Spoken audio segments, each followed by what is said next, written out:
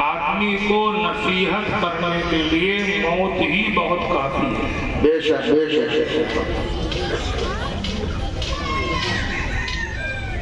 यदि मौत से बड़ी कोई तकरीर नहीं है। बेशक। अल्लाह ने मौत इसीलिए रखी, इसमें एक हिकमत ये भी है कि एक मरे, एक दुनिया से जाए, और जो रह गए हैं इनकी आंखें खुल जाए। जी। जो बेहोश है होश में आ जाए, जो गाफिल है जाकिर बन जाए, जो सो रहे हैं जाग जाए, जो बेईमान है ईमानदार बन जाए, जो बेरहम है रहम दिल बन जाए, जो बुरे हैं अपनी बुराइयां दूर करके अच्छे बन जाए। बेशक बेशक। एक मरे और बाकी की आंखें खुल जाए, ये सबसे बड़ी तकलीफ है।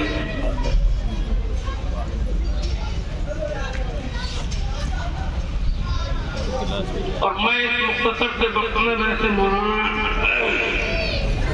राजराजा साहब को ये फरमा रहे थे कि आपका किताब खसूसी किताब है, मगर मैं इस किताब को बड़ा परेशान हूँ। उम्मीद होता तो अच्छा रहेगा। आप भी थक गए होंगे, चूर हो गए होंगे बैठे बैठे।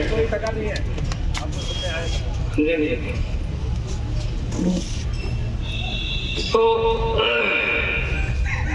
कुल मिलाकर के बात यही है कि देखो, एक होता है मौत को जानना, एक होता है मानना, एक होता है याद रखना। जानते सब है कि मरना, मानते भी सब है कि मरना।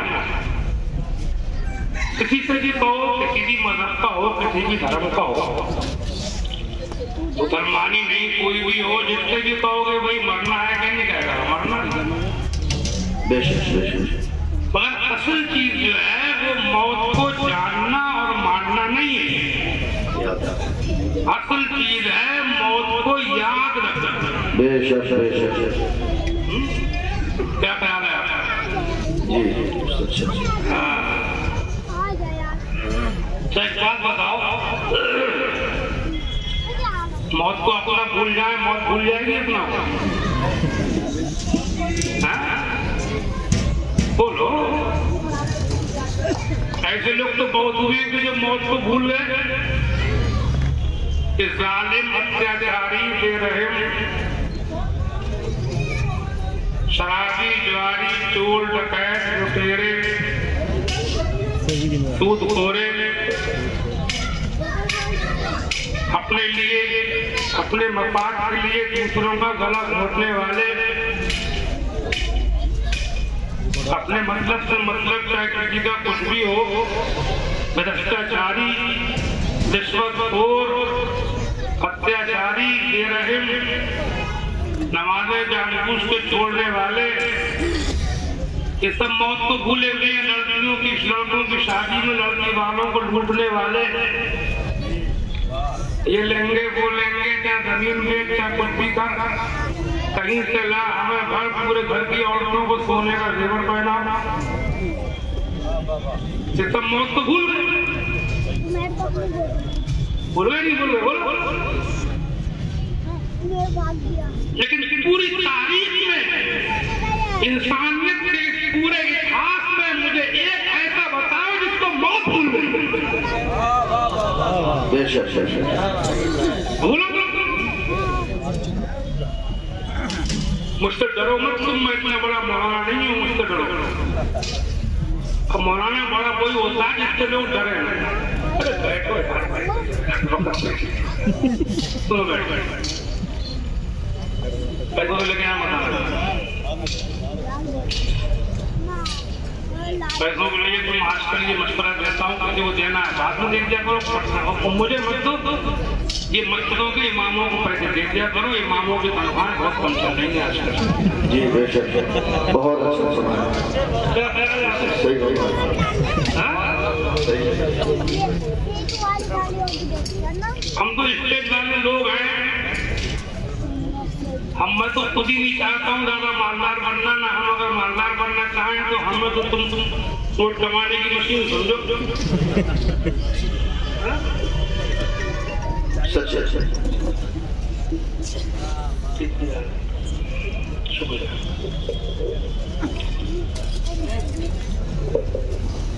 तो आज ये पैगाम लेके जाओ, ये मैसेज लेके जाओ कि ये बात में मुताबिक वगैरह में जो मैं कह रहा हूँ देना हूँ दे दो।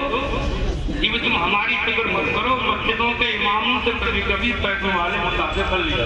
बेशक बेशक, बहुत अच्छा। ठीक है, तजवीज पास है जी, बेशक पास है। किससे कह रहा हूँ, किससे कह रहा हूँ? इमामों का नाम भी नहीं कर जाता। अभी कोई आ जाए, कोई नाटका आवाज से खेता खाटी वाले पाँच टाइम बेचारा नमाज पढ़ा रहा है, बच्चों को अल्लाह का रसूल का नाम सिखा रहा है, अल्हम्दुलिल्लाह करबला याद करा रहा है, उनको तनख्वाह में नहीं है, इनकी आवाज अच्छी, उनके बैंक बैलेंस बढ़ती है, उन्हें हमारी गवर्नमेंट में करोड़पति बड़ी करी।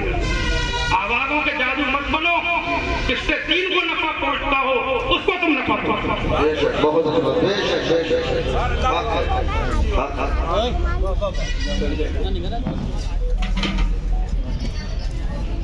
और एक ये ध्यान रखो, इमामों का ध्यान रखो, अपनी बस्ती मोहल्ले रिश्तेदारों में देखो किसे क्या जरूरत है, किसे क्या परेशानी है, किसका चूल्हा नहीं जल रहा है, किसके पास दवा के लिए पैसे नहीं है, कौन झूठे मुकदमे में फंसा हुआ है, लाओ मिलजुल को उसकी मदद कर दे, कौन बाल बच्चेदार आदमी उसकी झोपड़ी रहने को नहीं है, उसका मिलजुल के मकान बनवा देंगे। देखो अपने आपस में देखो, रिश्तेदारों को देखो। आप ऐसे अगर किसी का दिल खुश हो गया, हदीस शरीफ का मफहूम है, आला हज़रत ने भी इसको नकल किया है बराबर क्रिया में कि फराइज के बाद सबसे बड़ी नेकी मोमिन का दिल खुश करना है। बेशक बेशक बेशक, बेशक बेशक। दूर फरमाते मन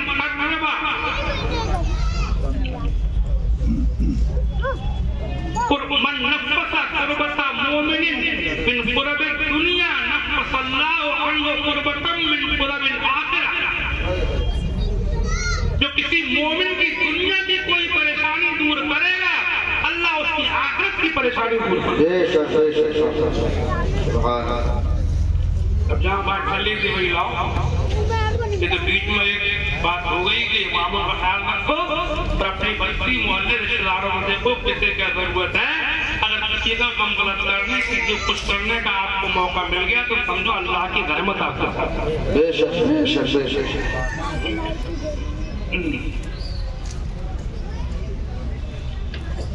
तो बात वही चल रही थी, मैं आपसे कह रहा था कि मुझसे तुम डरो मत। अगर कोई ऐसा हो गया हो एक रात तो बता दो जिसको मौत भूल गई, बोलो बताओगे? दो नहीं, अरे एक ही बता दो यार, बोलो भैया। नहीं कैसे भूल जाएगी? कुरान में फरमाता है कुल इन्नल मौतल्लज़ी तफ़िर्रूना मिन्हु फ़इन्नहु मुलाक़ीकुम सुम्मा तुरद्दूना इला आलिमिल ग़ैबि वश्शहादा फ़युनब्बिउकुम बिमा कुंतुम तामलून। कि महबूब इनको फरमाओ, इनसे बताओ कि बेशक वो मौत के जिससे तुम लोग बहुत भागते हो, तफ़िर्रूना भागते हो, भागना बोलते हो उस वक्त जब आदमी बहुत ज्यादा बचता है, बहुत बचता है तो भागता है कहीं पकड़ ना ले मुझे, तेज दौड़ता है, दौड़ो चलो भागो विपेट, लेकिन सुन लो कितना ही भाग लो, इन्नहु मुलाक़ीकुम, वो तुमको पकड़ लेगी। सुम्मा तुरद्दूना इला आलिमिल ग़ैबि वश्शहादा, फिर तुम उसके सामने पेश किए जाओगे जो खुले को भी जाने अच्छे को भी जाने। बेशक बेशक। दुनिया को धोखा देते ऊपर से कुछ अंदर से कुछ, समझा? उसके सामने पेश हो गए जो खुले को भी जाना है, छिपे को भी जाना है। फ़युनब्बिउकुम बिमा कुंतुम तामलून, तो वो तुम्हें खूब बताएगा जो कुछ तुम करते थे। बेशक। क्या जब मौत हमको नहीं भूल सकती तो कान खोलकर सुन लो, अल्लाह ताला तौफीक दे तो तकदीर से काम चलने का नहीं है। अपने अपने नफ्स से खुद मुहासबा करो, मुराकबा करो। अपने इस्लाम की होती मुराकबा। मुराकबे के माना होती है गर्दन लटका करके बैठना, आंखें बंद करके, मुंह से कुछ ना बोलना, सोचना, दिमाग के जरिए से। मुराकबे में दो चीजें होती हैं, एक तो कायनात आलम में गौर करके अल्लाह की कुदरतों हिकमतों की तरफ को आना, और दूसरी चीज होती है अपने नफ्स से मुहासबा करना कि मुझसे कौन कौन सी गलती हुई है, कौन कौन सी खामी हुई है, कहाँ क्या बोलना चाहिए था, क्या बोल गया, किस टाइम मुझसे क्या काम गलत हो गया, कहाँ पर क्या होना था। ये सब मुहासबा जो है, ये मुराकबे के अंदर ये बुजुर्गों में खानकाहों में पहले चलता था। ये मुराकबा आंखें बंद करके बहुत बहुत वक्त तक बैठे रहते थे। बड़ी बड़ी हिम्मत वाले हुए हैं अल्लाह वालों में, और उनके अंदर अपने नफ्स से मुहासबा करना और अल्लाह की कुदरतों हिकमतों में गौर व फौज करना, ये दो चीजें मुराकबे का अहम रुकन है। मैं आपको आज की इस मौलाना साहब के वालिद मरहूम के इसाले सवाब की इस महफिल में आपको एक पैगाम दिए जा रहा हूँ कि बजाय तकरीरें सुनने के ज्यादा तकरीरों से हम जैसी दुनियादारों में तकरीरों से क्या होगा, अकेले में बैठ करके मुराकबे करो, नफ्स के ऊपर खुद मुहासबा करो कि मुझसे क्या हो रहा है और मुझे क्या करना चाहिए था, और दुनिया की औकात क्या है। दुनिया की औकात तो अल्लाह दिखाता है। मैं तो समझा कि कोरोना की जो बीमारियां हैं, तो आप देख रहे हैं कि पूरी दुनिया हिल करके रह गई, सन्नाटे छा गए, बड़े बड़े अहले कुव्वतों ताकतों सैकड़ों दाने हिल करके रह गए। दुनिया के तरक्की-याफ्ता मुमालिक भी टकरा के रह गए। हमने अपनी आंखों से देखा, खूब देखा, हमने खूब देखा अपनी आंखों के जरिए से कि दुनिया के अंदर क्या हुआ है कोरोना की बीमारी में। मैं तो ये समझा कि जदीद टेक्नोलॉजी के साइंस जो तरक्की कर गई है, एक टेक्नोलॉजी के दौर में इंसान ये समझने लगा था हम बहुत आगे बढ़ चुके हैं, हम बहुत तरक्की कर चुके हैं, हम ये भी कर सकते हैं। सर्जरी कहाँ से कहाँ पहुंच चुकी है, इलाज कैसे कैसे होने लगे हैं, अल्लाह ताला ने दिखा दिया इस कोरोना के जरिए से।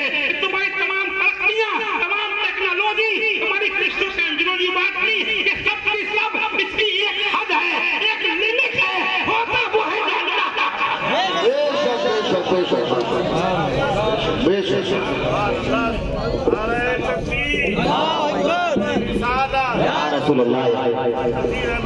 नारे तकबीर, नारे रिसालत, नारे गौसियत, मसलके आला हज़रत अल्लामा तफसीर साहब।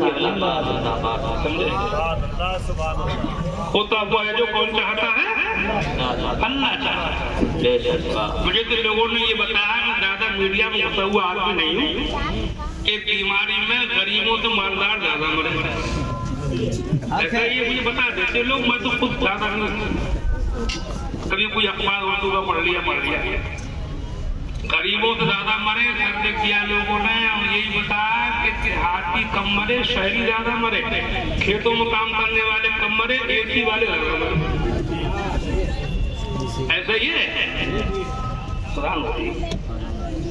नमाज अच्छी पढ़ोगे बार बार।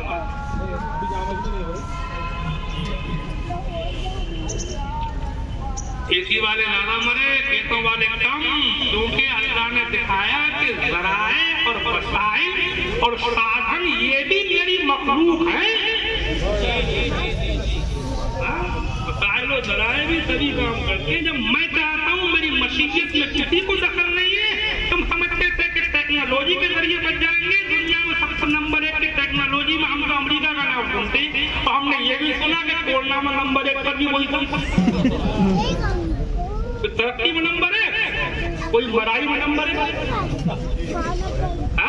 ऐसा ही गलत नहीं हुआ। हाँ, अल्लाह दिखा रहा है, अल्लाह का शुक्र है। हम लोग उनमें से नहीं जो खुदा को नहीं मानते। हम लोग तो वो हैं जो अल्लाह पर ईमान मानते। सब कुछ होकर के भी मालदार, दौलतमंद, कुव्वत और ताकत वाले होकर, इक़्तिदार वाले होकर, कुर्सी वाले होकर, सब कुछ होकर के भी हमारा ईमान अल्लाह के ऊपर है। हम जानते हैं, मानते हैं, हमारी रग-रग में ये बात दाखिल है कि जो अल्लाह चाहता है कोई होता है। बल्कि भी तबीयत चाह रही है मेरे साथ सब लोग पढ़ लो, दिल चाह रहा है तो बिल्ला है कमा हुआ ही मस्तिफात ही मकबिल को जमिया आका में। मैं ईमान लाया अल्लाह पर, जैसा वो है अपने नामों में, अपनी सिफात में, मैंने कबूल किया उसकी तमाम बातों को। एक बात कलमा शरीफ पढ़ लो, ला इलाहा इल्लल्लाह मुहम्मदुर रसूलुल्लाह। तो कुल मिलाकर के बात ये है कि जब मौत अपना मुनी बोलेगी तो अब कोई मैंने तकरीर कर दी कि भैया मुराकबा करो, कुछ सोचो, हमसे ज्यादा तनकीद मत करवाओ, समझे? कुछ सोचो किससे क्या कमी हो रही है, किससे किस टाइम की नमाज छूट रही है, किससे कौन बेईमानी कर रहा है, कौन सूद ले रहा है, कौन रिश्वत ले रहा है। देखो तो मौत को याद रखेगा वो गरीब ले लेगा मगर बेईमानी नहीं करेगा।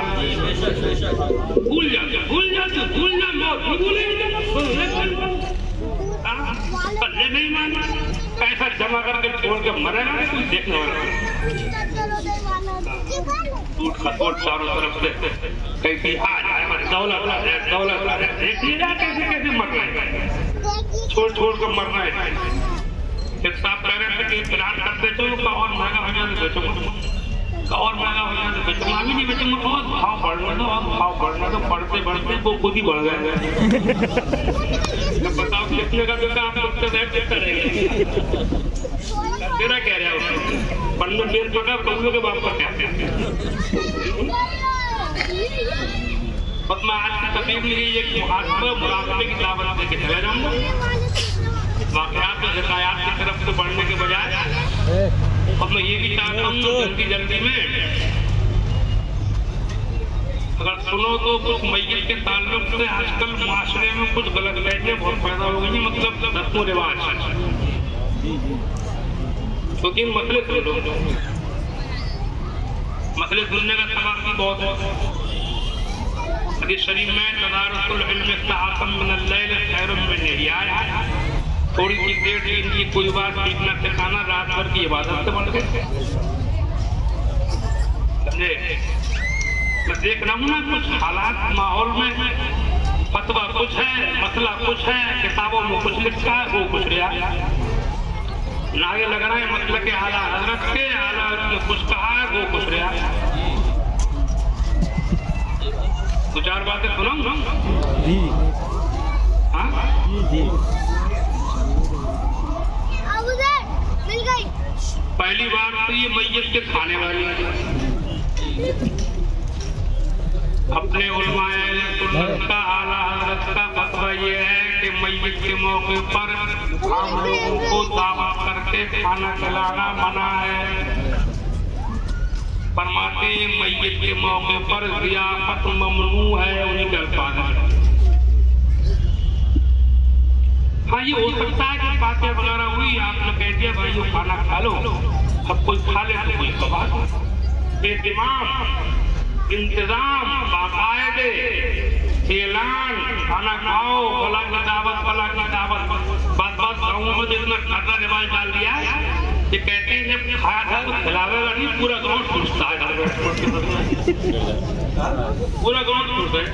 गरीब आदमी को ऐसे मार डालना, मुर्दा ऐसे मर गया, होता है मारो बता को पूरा गाँव पूछो घर में। वो बोल रहे हैं गरम गरम पुलाव भात नहीं पूछ रहे। मैंने सुना बदली शहर में तो एक शादी हाल में 40 मिनट का बाकायदे प्रोग्राम हुआ है, कार्ड बांटे हैं शादी की तरफ। और आला क्या लिख रहे हैं? आला मैयत के मौके पर ज़ियाफत ममनू है। और लिख रहे हैं बोलते को नहीं, फिर जश्न मना रहे हैं। क्या तरकीब तरकीब भी सुन लो। रिवाज खत्म करने की तरकीब ये है कि खाना छोड़ दो। मैं भी नहीं खाता हूँ, मैं मेहमान बन गया तो खा लेता हूँ, अपनी बस्ती में नहीं खाता हूँ। तो सब लोग अपनी अपनी बस्तियों में ये मैयत के दावत वाले खाना छोड़ दो, पकाना खाना छोड़ दे। जब ये का बचेगा ना पति ने तो अपना छोड़ दो।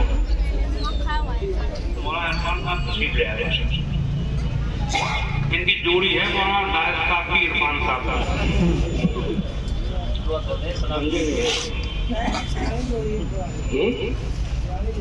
हाँ पुरानी जोड़ी है,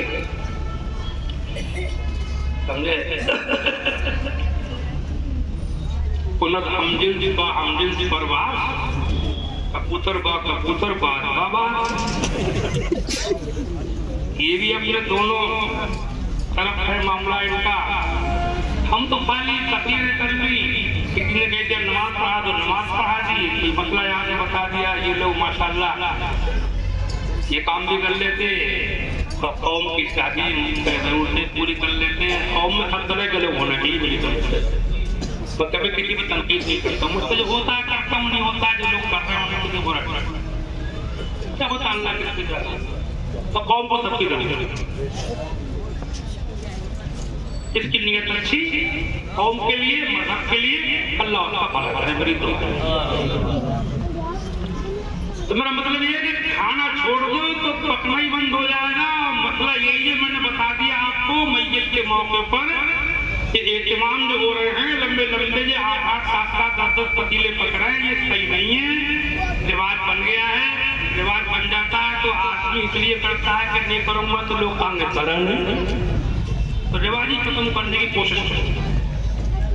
एक मसला मुझे बहुत चुभता है, इज्जत वाला। अपने इस्लाम में शौहर के मरने के बाद बीवी के ऊपर 4 महीने 10 दिन की इज्जत रखी गई है। इज्जत के 3 माना समझो। एक माना यह है कि कोई औरत निकाह करना चाहती है, इज्जत के बाद में होगा, इज्जत में निकाह हराम बातिल होगा ही नहीं। और दूसरा मसला यह है कि इज्जत में कोई सिंगार वाला काम ना करे, चमकीले चटकेरे कपड़े पहनना, खुशबू लगाना, चूड़ियां पहनना, जेवर पहनना मना। खुशबूदार साबुन से न नहाए, खुशबूदार तेल न डाले, बगैर खुशबू का तेल डाल सकते, कंगा न करे। करना पड़ जाए खरीदी वगैरह में तो सादा कंगा करे, सीधा वाला, मांग वगैरह न निकाले। तीसरा मसला इधर का यह है कि घर में रहे, बाहर ना निकले घर से। जिस घर में शौहर के साथ रहती थी, इसमें बड़ी ज्यादती हो रही है। बात वो सुन लो। बाद जगह मैंने ये सुना है कि इज्जत के नाम पर औरतों का, बेवा औरतों का जेल से बुरा हाल करते थे, कोठरियों में बंद, समझे। पर्दा इतना कर्जा कर देने के बच्चों तक से पर्दा। एक जगह से सुना कि लेटरिन पेशाब पकाने को ले जाए थे, चद्दर में लपेट कर ले जाए कि हवा न लग जाए। देखो सुनो, अपना इस्लाम मैंने किताब भी लिखी है, दीन की बुनियाद आसानी पर। मजबूरियों के आकाम अलग हैं, आम हालात के आकाम अलग हैं। इसी मौजूद मैंने किताब लिखी पिछले साल लॉकडाउन में। कुछ पत्ते मुझे दिखाए मौलवी लोगों ने, बड़े बड़े कर्रे फतवे बात मौलवी ये समझते इतना कर्रा मसला बताएंगे, उतनी लोग काफी बहुत काबिल होना ऐसा खासों में परेशान हो जाए कि इस्लाम तो बड़ा कर्रा मसला मेरे बच्चे पीटिए चलना। अल्लाह क्या फरमाता है, ला युकल्लिफुल्लाहु नफ्सन इल्ला वुसअहा। अल्लाह किसी जान पर उसकी ताकत से ज्यादा बोझ नहीं डालता। आपने सुना होगा नमाज के बारे में कि नमाज अगर खड़े होकर ना पढ़ सके तो बैठ के पढ़ ले, बैठ के नहीं तो लेट के पढ़ ले, इशारे से पढ़ ले। पानी अगर न मिले या बहुत ज्यादा नुकसान करता हो तो पाक मिट्टी से तयम्मुम करके पढ़ ले। आपने सुना होगा मसला कि अगर जख्म हो, पट्टी बंदी हो, धोकर खोल के धोने में दिक्कत होगी, समझे आप, तो बगैर खोले ऊपर से मसा कर ले, मसा करके पढ़ ले, नमाज पढ़ ले। प्यारा मजहब है। जवाब नहीं, जवाब कैसे होगा इसका? रोजे के बारे में सुना होगा आपने, कुरान में ही है, मन काना मरीदन औ अला सफरिन फइद्दतुम मिन अय्यामिन उखर। अगर तुम में कोई बहुत ज्यादा बीमार हो या सफर शरई हो तो फइद्दतुम मिन अय्यामिन उखर, इतनी गिनती आगे पूरी कर ले, छोड़ दे रोजा, छोड़ दे। इद्दतुम मिन अय्यामिन उखर, गिनती गिन ले कितने छूटे अय्याम उखर में, बाद में पूरे कर ले। उसी में आगे ये भी लिखा है कुरान में, वालल लदीना युतीकुनहु फिद्यतु तुहाम मिस्कीन। और तुम में ऐसे लोग के जो कज़ा करने की उम्मीद ही ना हो, रोजा रखने की बिल्कुल ताकत न रखते हो, ये उम्मीद ही नहीं है कि आगे सही होंगे। ये कज़ा भी तो कोई करेगा सही होने की उम्मीद हो। अब ऐसा पूरा कि जिसके सही होने की उम्मीद ही नहीं है वो क्या आगे कज़ा करेगा? फरमाता सदियतुन तुहाब मिस्कीन, एक मिस्कीन को एक रोजे के बदले में दोनों टाइम का खाना खिला दे, बुराती दे दे और रोजा छोड़ दे। तफसीरों में लिखा है कि ऐसा आदमी के रोजा रखने की ताकत नहीं और आगे सही होने की उम्मीद नहीं और देने के लिए फिदिया दे तो उस पर रोजा बिल्कुल माफ। सुभान अल्लाह। ये है इस्लाम, समझे? हदीस सुनो, फरमाते यस्सिरू वला तुअस्सिरू बश्शिरू वला तुनफ्फिरू, आसानियां दो, सख्तियां न करो, खुशखबरियां दो, मुतनफ्फिर न करो दीन से, समझे? तो सबको नहीं कह रहा, कुछ बोल के देखे थे मैंने, मतलब ऐसे कर रहे ऐसा, ये तो उधर पुलिस कर रही है, मेरे सामने उधर ये बोल रहा लोग ऐसे नहीं होगी। अरे मजबूरी का मामला यार, देख तो पूरा बाबू लिखना करे मेरे को, बाबू लिखना पूरा बाबे सदर के अंदर, मजबूरी का मामला बाबू सलाह अगर दापा पूरा बाबे सदर के अंदर, चौपाई पर नमाज पढ़ने का बयान, जानवर के ऊपर सफर कर रहे जंगलों में पहले जमाने में सहराओं को गुजरते थे, ऊँटों पे, घोड़ों पे, पिछड़ों पे, जंगली जानवरों में खतरा रहता था, हमला कर देने का, चोर डकैतों का खतरा रहता था, तो उसमें बाबू सलाह के अंदर है कि चौपाई के ऊपर चलते चलते नमाज, मतलब चलता रहो सवारी पे, घोड़े पे, पिछड़ पे, ऊँट पे, और चलते चलते नमाज पढ़ ले। खतरा है, तो ये भी लिखा हुआ है किताबों में, किबले की तरफ मुंह नहीं हो सकेगा, काबे की तरफ मुंह करेगा तो पीछे जानवर है, खतरा है शेर चीज देगा किसी चीज का, तो किबले की तरफ मुंह ना करे, जिधर मुंह उधर मुंह करके नमाज पढ़, सब लिखा हुआ है।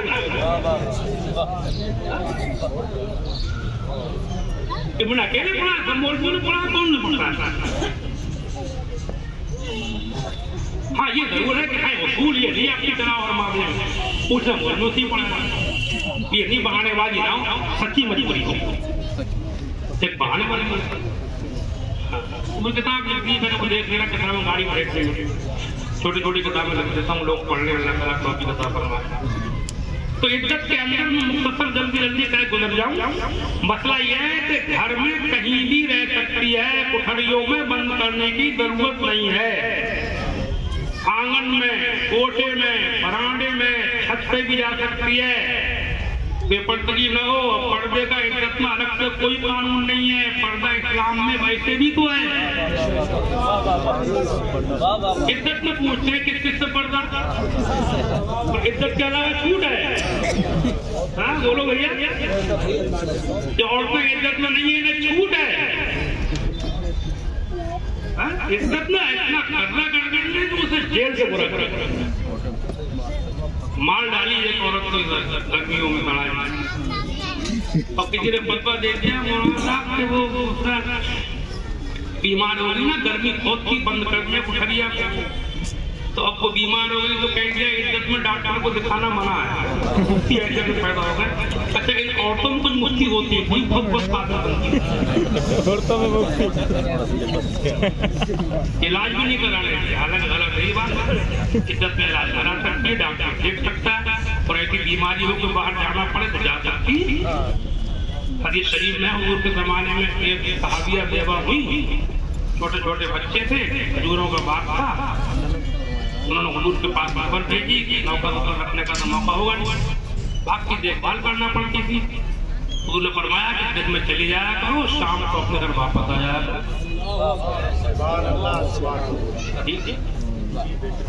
बुखारी वगैरह सब में है। और पर्दा किसे कहते हैं? पर्दे के मामले में भी एक दरमियानी रास्ता है, जो आजकल जो इस्लाम को बदनाम किया जा रहा है, बहुत ज्यादा ऐसा मजहब है वैसा मजहब है, इस्लाम को लोगों ने समझा नहीं। मैंने किताब में तफसील से लिख दिया है बहुत, कुछ लोग बहुत पर्दे के मामले में जाति भी करते हैं। पर्दा क्या है कहता हूँ दो लफ्जों में, कपड़े इतने तंग न हो कि बदन की रंगत चमके, थोड़े मोटे, इतने तंगड़ी इतने बारीक ना हो कि बदन की रंगत चमके, और इतने टाइट ना हो कि बदन का उभार चमके। समझ गए नहीं? इतने बारीक ना होंगे बदन का रंग चमके, और इतने टाइट ना हो कि बदन के उभार महसूस हो, ऊंच नीच, सर पर दुपट्टा टिक पे ढंगा हुआ हो। इस हालत में औरत गैर महरम के सामने आ सकती है। मैं बता रहा हूँ, सवाल जिंदगी मैंने किताब जरूरी काम से भी जा सकती, जाती थी तो आगे भी जा सकती,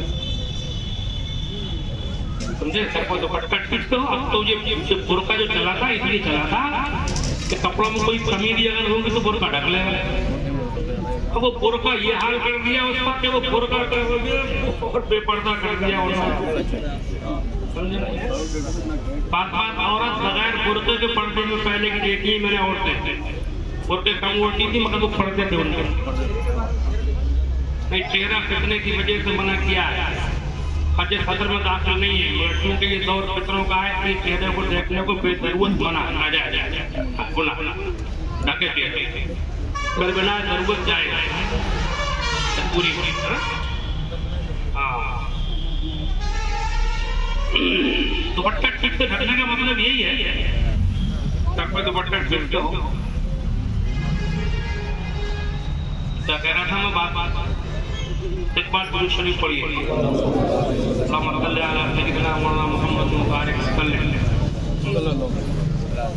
हाँ। ये बुर्का जो है ये तो फेस्टिवल बन गया। बात औरतों में देखी है, पहले की घूंघट पड़े रहते थे, कपड़े मोटे होते थे, ढीले होते थे, बुर्के नहीं होते थे, तो वो पर्दा क्यों रात भी बुर्के ओढ़ के भी कुछ पूछो मत, मैं क्या बताऊँ तुम मुझसे आज। और अब वो खचड़ने वाला चला, वो परी वाला पता अल्लाह जाने क्या है, वो कुत्ते दूर पड़ा हुआ और तुम खचड़ती ले जाएगा। मगर फैशन के मामले में सब हजम, मतलब कुत्ते दूर रहिए तब भी हजम रहते हैं। लौंडे फैशन के चक्कर में वो जीन्स की पैंटें जिनके फाड़ फाड़ के पहन रहे हैं, किसे लटका रहे हैं, पता नहीं फैशन सोचता कि पागलपन हो गया। पहले जमाने में ऐसी पैंट पहनने को निकलता कि किसे लटकते हुए जो फटी हुई तो लोग पागल समझते, बच्चा कंट्री से पागल। फैशन में सब हजम, फैशन में नाक कटा के भी हीरो आ जाएगा तो लौंडे नाक कटा के। अल्लाह ताला ने वो सदा इज्जत की बात की, ये बात भी लंबी नहीं करनी है, मुख्तसर ही करना है कि इज्जत में ये ज्यादती अच्छी नहीं है, और घर में कहीं भी रह सकती है, कोठे बरामदे आंगन छत वगैरह पर भी जा सकती है, धूप में बैठ कर घर के काम भी कर सकती है। अंदर के जो काम है, औरतों वाले काम होते हैं, झाड़ू बर्तन खाने पकाने, सिलाई बुनाई कसाई वाले घरेलू काम है, सब कर सकते हो। ऐसा करते थे, ऐसा बिठालते से बिठाल दिया, मतलब उसे बिल्कुल जेल कर दिया, समझे, मार डाला। खाली रहना भी तो एक परेशानी है। मैंने अंदाजा लगाया कुछ खाली ना हो तो दिमाग ज्यादा परेशान होता। एक मसला और सुन लो जल्दी में, जनाजे के मामले में जल्दी करना सुन्नत है। कम से कम 4-5 हदीसें हुजूर की इस बारे में मरवी हैं। एक सुन लो, सिर्फ फरमाते ला तुअख्खिर सलासतन, 3 बातों में देर ना करो। अस्सलात इज़ा हानत, नमाज जब उसका मुनासिब वक्त हो जाए तो देर न किया करो। वल-अय्यिमा इज़ा बजत सलाह, शादीशुदा लड़की औरत जब उसका जब मुनासिब रिश्ता मिलता हो तो देर न करो। एक बात ये कह रही है कि इसको घंटे तकलीफ है, मतलब नहीं, सुन लो जल्दी। बल जनाज़ा इज़ा हज़रत, जनाज़ा जब तैयार हो तो उसमें देर न करो। किसका फरमान है? हुजूर।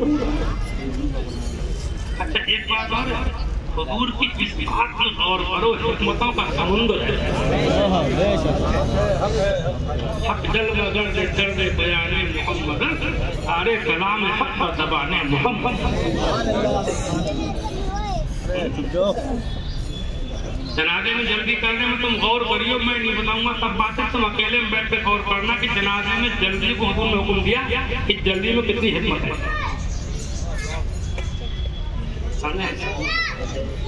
सब जानते हो, जनाजा दफन हो जाता है तो कितनी राहत मिलती है।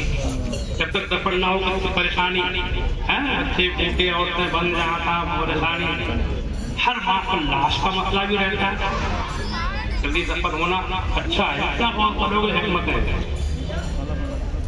यहाँ तक कि हमारे बुजुर्गों ने जनाजा तैयार होने के बाद अगर जनाजा जवाल के वक्त तैयार हुआ या आया तो जवाल के वक्त वैसे नमाज ममनू है, मगर ताखीर से बचने के लिए जवाल ही में नमाज की इजाजत थी। इसके किताब मैंने नहीं पढ़ी, आप लोगों ने पढ़ी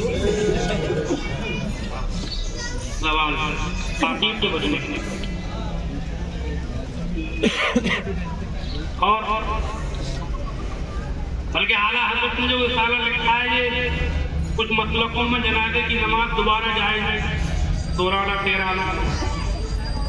अपने अंतिम मसलक में सिर्फ एक बार की इजाजत है, जनाजे की नमाज दोहराई भी जाएगी। बालापुर के सबूत में ये भी लिखा है जो और दलाल लिखते हैं कि जनाजे की नमाज को अगर बार बार पढ़ने की इजाजत की जाए तो उसकी वजह से ताख़ीर होगी।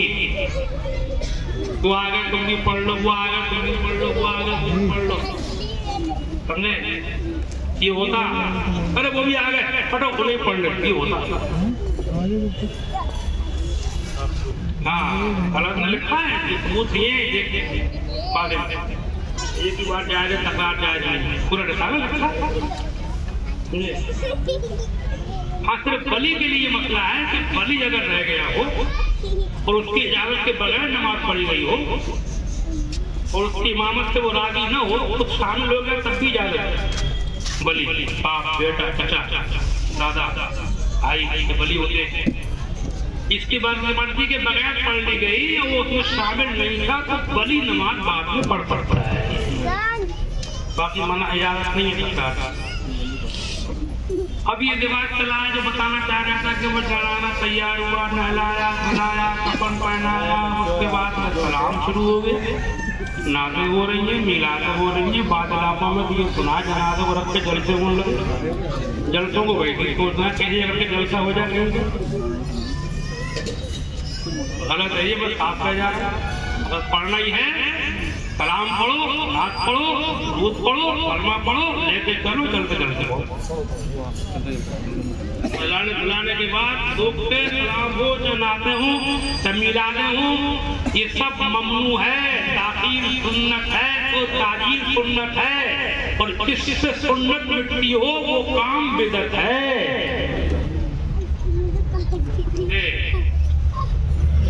चलते चलते बढ़िए, आप रोकिए नहीं, चाहे सलाम पढ़ो, चाहे नात पढ़ो, चाहे दुरूद शरीफ पढ़ो, चाहे अकेले अकेले पढ़ो, चाहे मिलजुल के पढ़ो, चाहे आहिस्ता पढ़ो, चाहे बुलंद आवाज से पढ़ते चलो, सब तरह आपके उलमा ने जायज रखा है, मगर चलते चलते रोक के नहीं कफन पहनाने के बाद। ठीक है, समझ रहे बात को नहीं?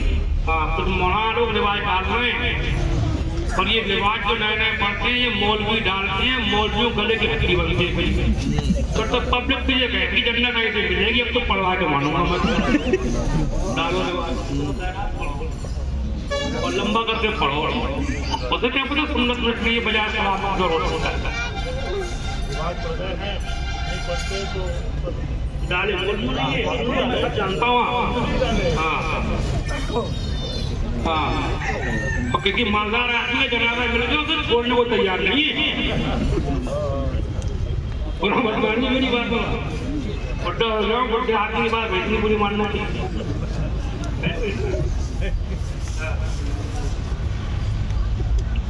चलते चलते बढ़िया, आप रोकना मना है, देखा दाखिल के लिए रोकना मना है, बहुत बहुत देर तक देखना, सरसरी तौर से नजर डलवा दी जाए, शायद तो कल माजूम चलो कोई हट नहीं है, दिखा दिया बाकायदे रोक करके देर तक दिखाई, तो वो देखने की वो फजीलत नहीं है, जो फजीलत दुआ करने की है। आप दुआ कीजिए उसके लिए इस्लाम का टाइम देखने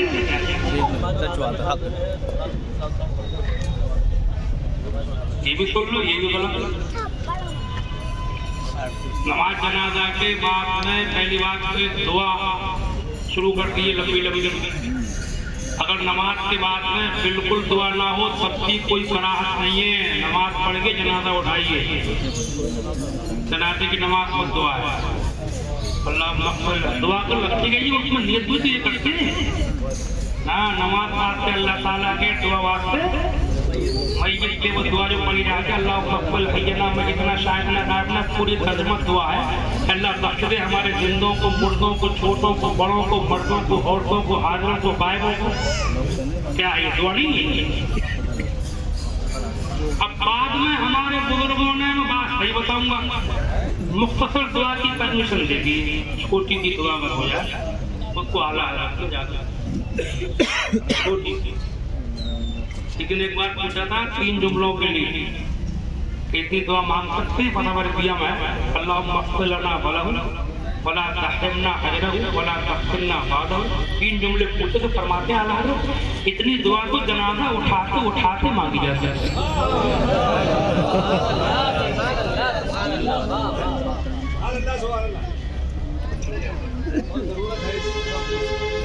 कुछ लोगों ने दुआ को बिल्कुल हराम नाजायज कर दिया था, कितनी छोटी हो बारह को उनका रद्द किया, रद्द करने के बाद क्या लिखते फरमाते लेकिन इस दुआ की वजह से जनाजे को ताखीर में न डाला जाए।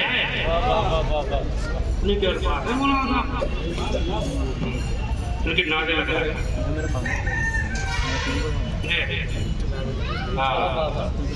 खाली नारों का काम थोड़ी चलेगा, बहुत समझाऊंगा, लंबी लंबी हो रही है।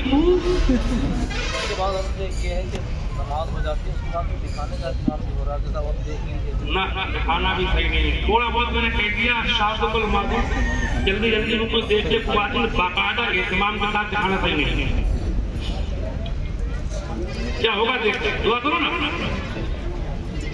कुछ तो देख लेते फिर देखेंगे फिर देखेंगे। सही बात है।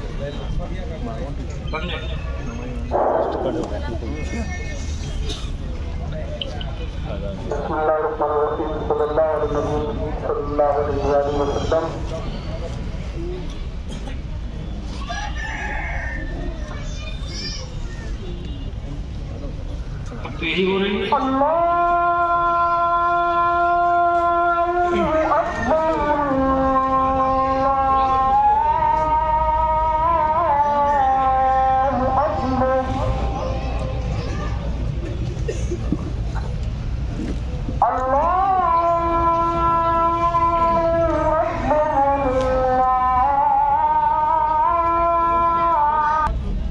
मसले में तो गुंजाइश है, कभी कभी आदतन न हो कि मसले से कभी समाज में बुला का फर्क हो जाए, कभी आदतन नहीं, कभी किसी मसले से तो ज्यादा है।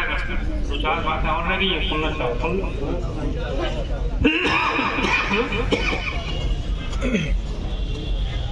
तो बात ये कि मुख्तसर ये कि जनाजे के मामले में जल्दी होना चाहिए, इसी में हिकमत है। दुआ अगर मेरा मशवरा तो यह है कि दुआ जब इज्तिमाई दुआ तो सही नहीं है, इज्तिमाई दुआ तो लंबी हो जाए। अपने अपने तौर पर जनाजा उठाते उठाते जल्दी जल्दी में किसी को और कोई दुआ करना है तो बाकी नमाज पढ़ो, जनाजा उठाओ। अच्छा, एक मसला ये एक साहब कह रहे थे वो दफन के बाद में फातिहा पढ़ी जाती है तो लोग उसमें रुकते नहीं है, ऐसे कह रहे थे कि पता नहीं कितना बुरा काम करते हैं। तो मैंने कहा तुम्हारे क्या हर्जे नहीं रुकते, तुम तो पढ़ लेते हो। बोले हाँ मैं तो पढ़ता हूँ। ठीक है, वो सब तो वो करते हैं, क्या पता कैसे कर रहे हैं। मसला क्या है? मसला ये है कि जनाजे की नमाज के बाद अगर आना चाहे तो बलीगी मस्जिद से इजाजत ले ले, दफन के बाद में इजाजत की भी जरूरत नहीं है।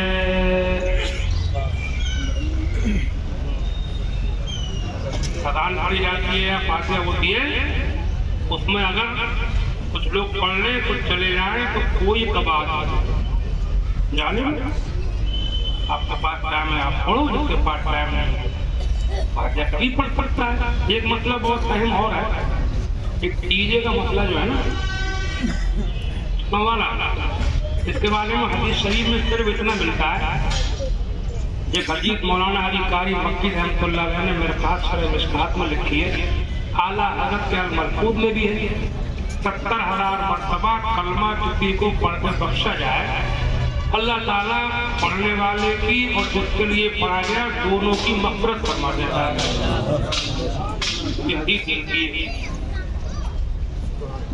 इस हदीस के पेश नजर अपने बुजुर्गों ने चने शुरू करे। चने हदीस में नहीं है, हालांकि लिखा है चने जरूरी नहीं हो तो कोई हर्ज नहीं। 70,000 कलमे की हदीस मिलती है फज़ाइल में। अब 70,000 के बुजुर्गों ने क्या करा, उन्होंने चने तोल के देख लिए तो 12.5 शेर बैठे। पक्का शेर 12.5 शेर चलता था।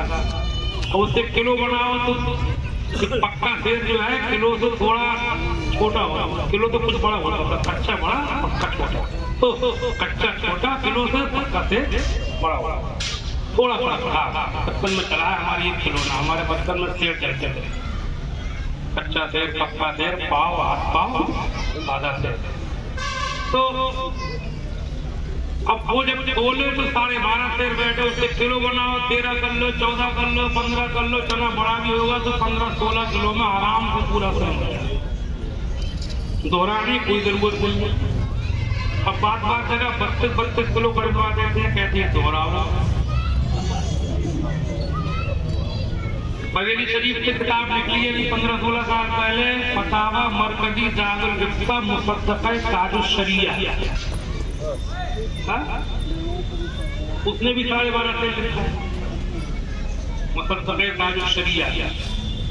12.5 शेर किलो कितने होंगे, 32 होंगे। एक बार मैंने ये समझाया कि एक मौलाना साहब, मौलवी लोग भी यार बात तुम लोग कहोगे मौलाना लोगों की तनकीद कर देते हैं, मौलाना बात मौलवी बिलावती की बातें करते हैं।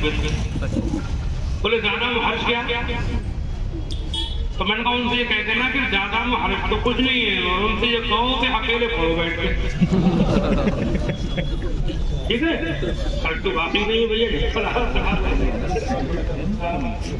बच्चे और किसी गरीब आदमी के यहाँ की जाओ, बात मैयतें ऐसी होती, मरने वाला मर गया, जिंदों घर में खाने बने ऐसे लोग होते हैं।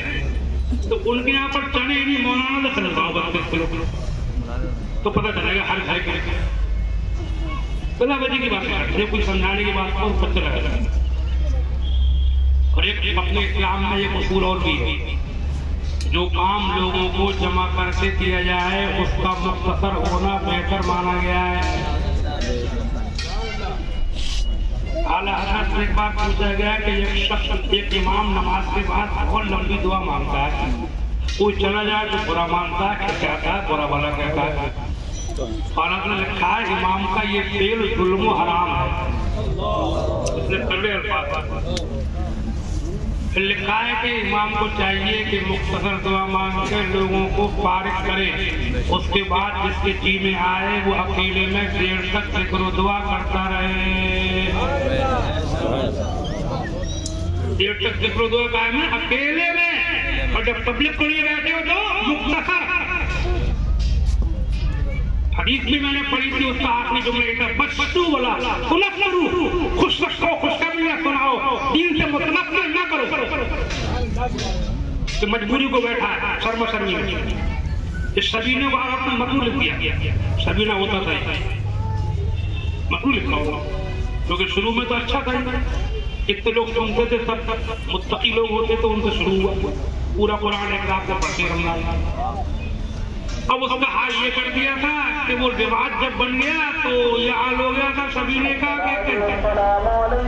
कहीं पर चाय पी ली फिर खड़े हो गए, लेट लिए फिर खड़े हो गए, बाहर दुकानें लगने लगी मस्जिदों के, समझे नहीं, ये हाल कर दिया।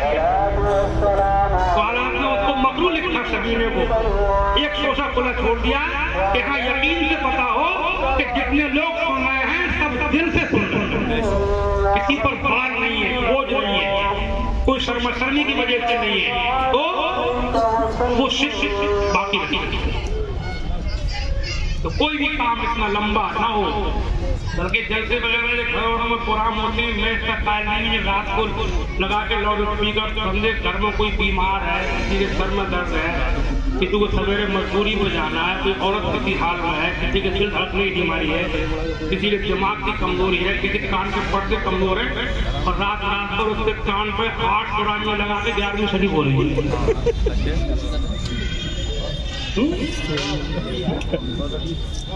बीमार है, सवेरे मजदूरी में जाएगा, उसे जगा रहे जी नहीं, बस शुरू वाला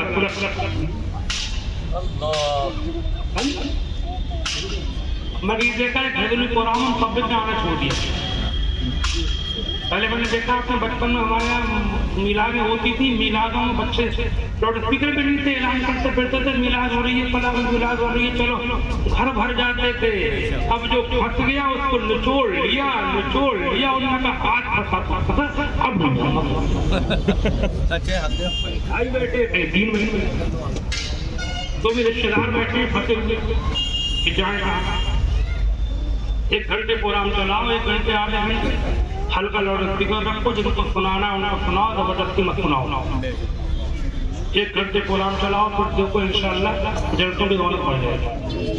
फिर नहीं आने वाला वो भी आएगा कि लाओ आज मौलवियों की सुन लूं यार, चलो तुम सूत लोगे पकड़ के उसको खींच लोगे, घबरा जाएगा तो क्यों फंसेगा? 1 घंटे आधे घंटे प्रोग्राम चलाओ, कसम मौलवी एक ही मत इकट्ठे करो। टिकी जलते कोई मौलाना, टिकी जलते कोई मौलाना, सारे इमामों को नोट देगा और लगा के पुरानी समझे, बीमारों को तड़पाएगा। पूरे बीमार बेचारे खर्चों पड़े, उन्हें पैसे नहीं है बेचारे, इस मारे के 3 का मामला है, 3 की बात है, परेशानी तो होती है। लोग जो काम लोगों को जमा करके किया जाए मुख्तसर होना बेहतर है। तो कुल मिलाकर के बात ये है कि 15-16 किलो में मैं ऐलान किए जा रहा हूँ, थोड़ा बहुत पढ़ाने का मैं भी हूँ अल्लाह करम से।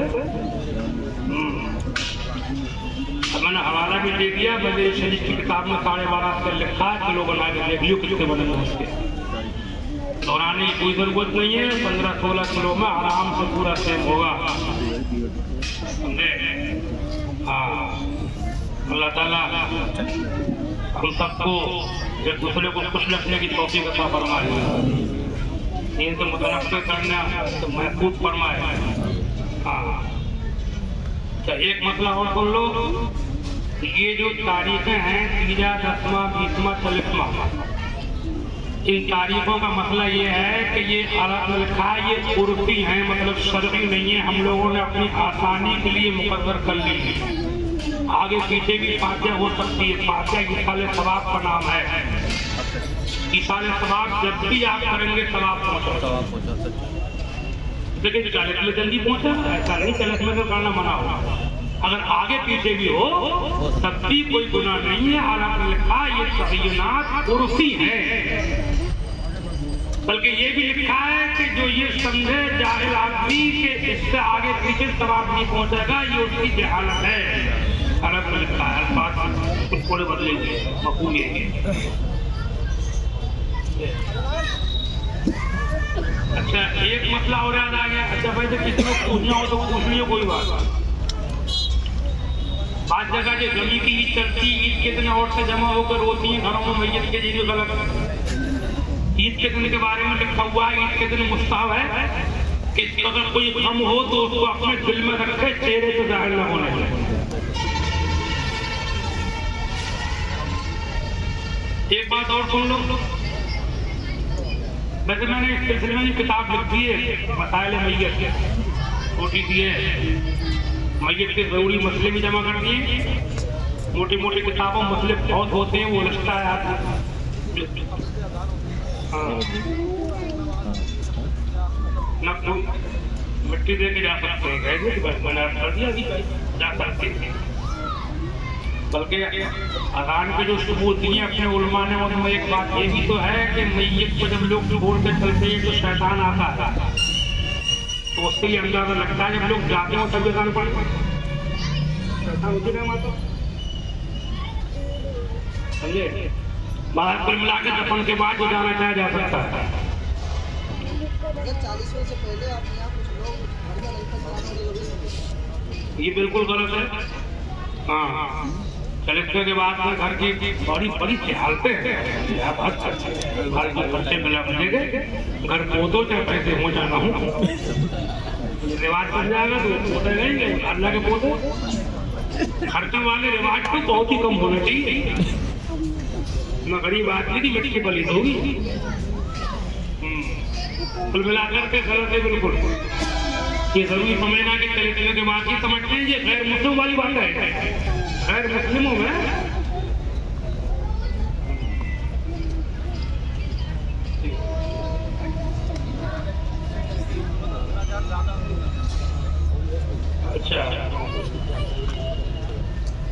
देखो ये नबी अव्वल शरीफ हो, 12वीं शरीफ हो, 11वीं शरीफ हो, फातिहाएं हो, पूरी हलवे खिचड़े मलीदे, जो भी फातिहाएं हो या 12वीं शरीफ 11वीं शरीफ हो, ये सब मनाना अपने सुन्नियों के मजहब में सिर्फ मुस्तहब है,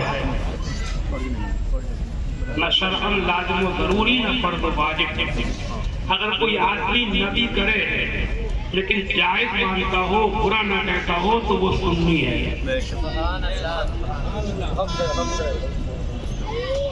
समझे?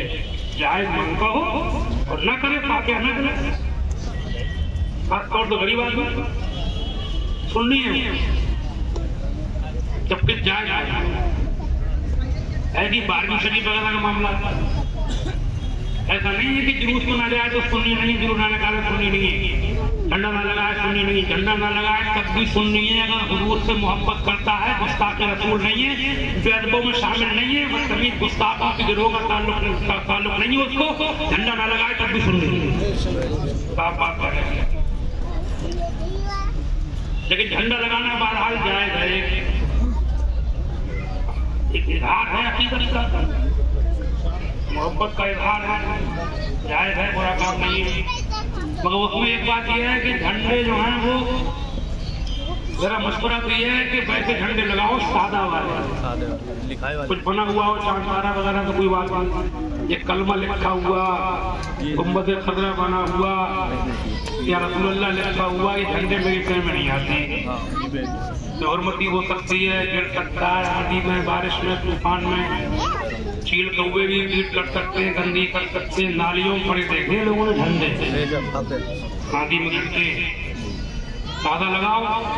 और एक बात और याद रखो, झंडा जो है 12वीं शरीफ में 2-4 दिन लगाओ तो उतार कर रखो, पूरे साल रोशनी एक दो सजावटें हो गई मस्जिदों में तो पूरे साल ही लगी हुई है, झंडा लगा ही हुआ है। जब उसको तुम रेगुलर कर दोगे, लगातार करोगे तो उसकी वैल्यू तो खुद ही कम हो जाएगी। 12वीं शरीफ की खुसूसियत कहाँ रहेगी? खुसूसियत इसी में रहेगी कि चंद दिन लगाओ, उतार कर रखो, अगले साल को उसी को लगा दो। पैसा बचाना भी अपने इस्लाम में बहुत अच्छा माना है। और दूसरी बात यह है कि इन कामों के लिए चंदे में विषय में नहीं आते, इसका जो मौका है करो।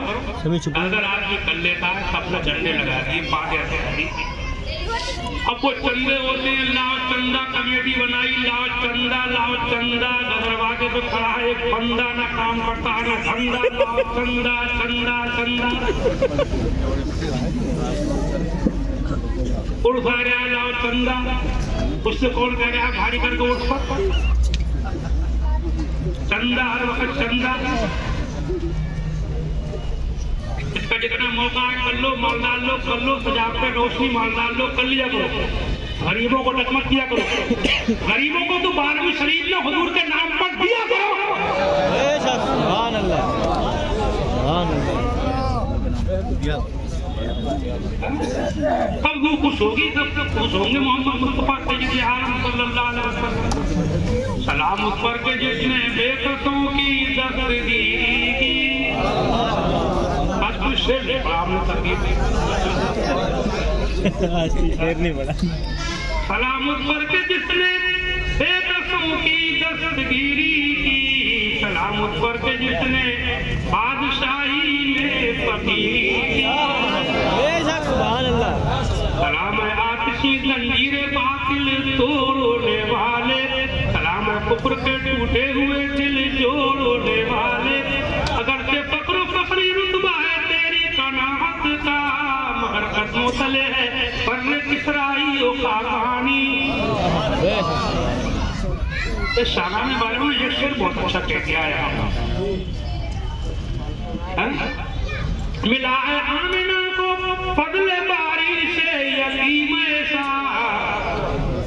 मिला है आमिना को फजले बारी से यतीम ऐसा, कि नहीं है बहरे हस्ती में कोई दुर्रे यतीम ऐसा। सुभान अल्लाह,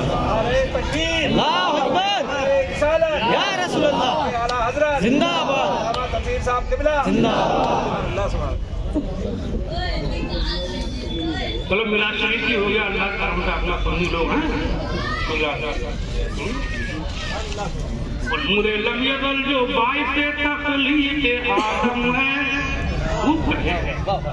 याद आ रहा है तो बड़ा मजा आता है। मैं अकेले में पढ़ता हूँ कभी कभी अच्छे से अकेले। नूरे लम यज़ल जो बाइस तख़लीक़ आदम है, नूरे लम यज़ल जो बाइस तख़लीक़ आदम है, और खुदा के बाद जिसका इसमें आदम है, खुदा के बाद जिसका इसमें आदम है, खुदा के बाद जिसका इसमें आदम है, बसत अंदाज़े यकताई बगायत शान ज़ेबाई, बसत अंदाज़े यकताई बगायत शान ज़ेबाई, बसत अंदाज़े यकताई बगायत शान ज़ेबाई, और अम्मी बनकर अमानत आमिना की गोद, फरिश्तों की सलामी देने वाली फौज गाती थी, जनाबे आमिना सुनती थी ये आवाज आती थी, सलाम आमिना के लाल है महबूब सुबहानी, तेरा नक्शे कदम है जिंदगी की लोहे पेशानी, तेरे आने से रौनक आ गई बाजार इम्तिहान में, शरीके हाल किस्मत हो गया फिर फजले रब्बानी, और जमाना मुंतज़िर है फिर नई शीराज़ा बंदी का। आज के हालात से पेश नजर ही बुजुर्गों का सस्ता है कि जलसा मिलाद बन गया अल्लाह का।